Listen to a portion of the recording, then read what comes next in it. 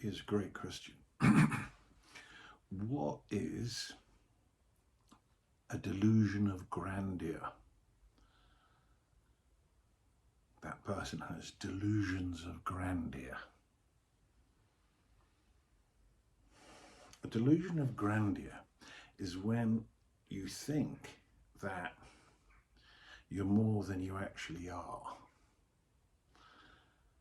You believe that you're greater than you actually are.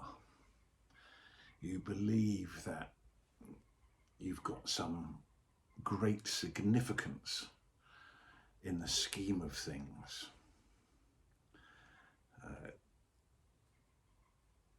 It's a delusion. And a delusion is when something seems as if it's true, but is not. There are people who think that they have a very significant part to play in the unfoldment of some new age or some, great transformation that's coming. And when you are deluded in this way, you draw towards you information and experiences and people that will support your delusion, making you even more sure that you are who you're thinking that you are. And this is where it gets very difficult, because who you're being that you are gives you how you get yourself. So if who you're being that you are is that you're incredibly significant, you will appear to yourself that way without actually being that way. Now, what creates a delusion of grandeur? From childhood, we've been asking our internal dialogue, who am I? And 9 times out of 10 or 99 times out of 100, it comes up with an answer that involves you not being good enough, or that there's something wrong. And if a person has a very low sense of self-esteem,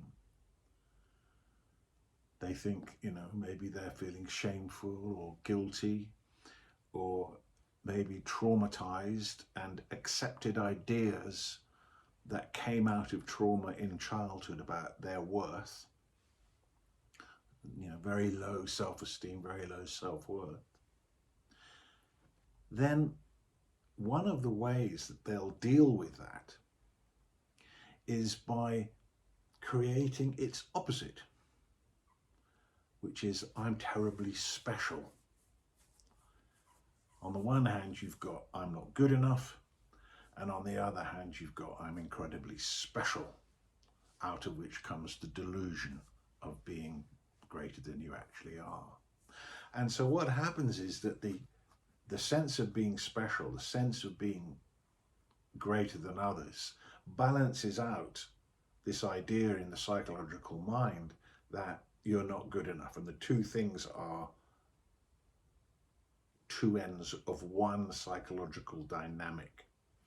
So people who think they're really special, and I must admit that I'm one, often on the other side have, unknowingly or knowingly, this deep sense of low self-esteem. And so they use it as a strategy for surviving that sense of low self-esteem, the idea of being special. Now, close investigation on my part has led me to believe that pretty much everyone thinks they're kind of special. So you could say that pretty much everyone has a sort of kind of delusion of grandeur. But normally speaking, the idea of, when you say someone has delusions of grandeur, it means it's gone to quite extreme. They perhaps identify as some divine entity or some super important person, and they might say, oh, well, you look at my astrology, it will show you, you know, or, you know, this happened and it proved this. And deluded, because you're not the part you play in this drama. The part you play, that's not who you are. It'll never, there's no part that you can play in this world that is who you are. You know, as we say, you know, Daniel Craig is not James Bond. He's just playing that part. So a delusion of grandeur is when you think you're something that you're not. And it can come to a fall. You know, you get prideful about being greater than you are. And then at some point you fall. There's a guy who was telling everybody how great he was, Andrew Tate. He was telling him on the media, oh, I'm so great, I exceed in all aspects.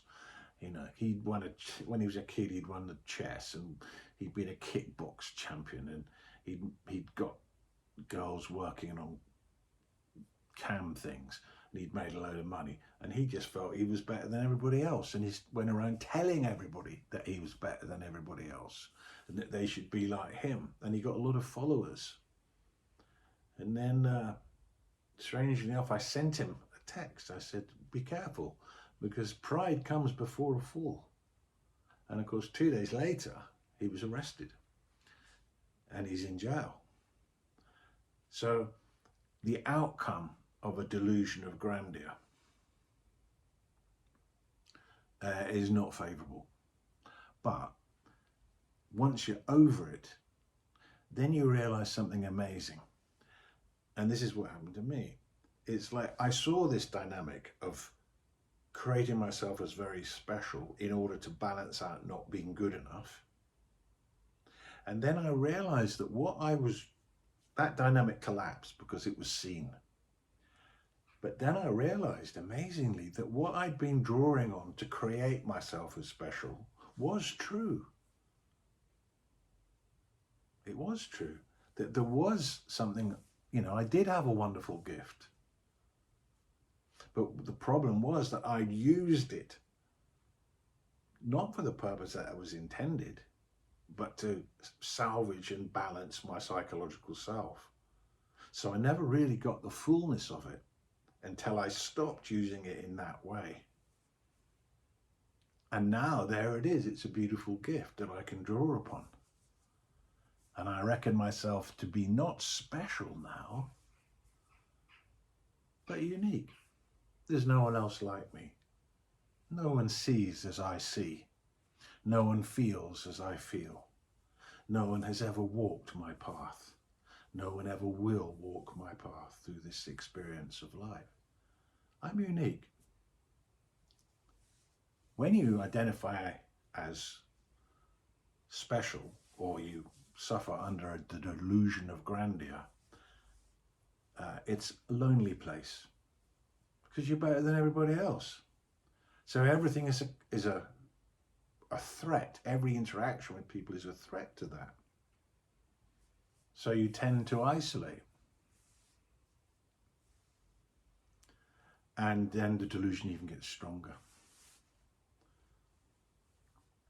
So it's not a happy place. People who have delusions of grandeur, it's generally a psychological balancing act that they're doing. And that when you go beyond it, you realize that there is greatness in you. Whoever you are, there is actually the potential and the possibility of greatness within you.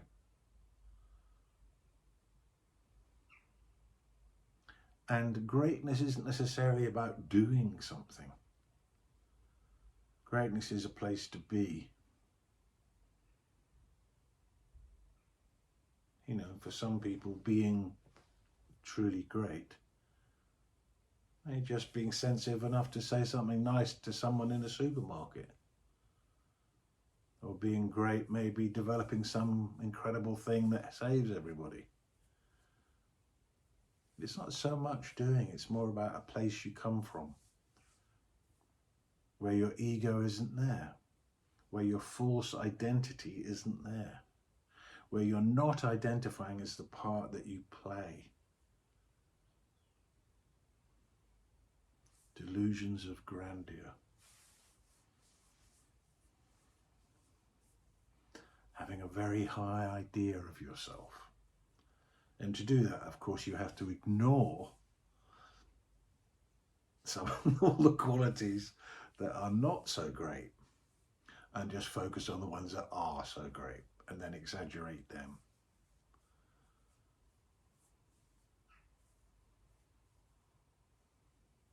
How about being able to put all identity down for a moment?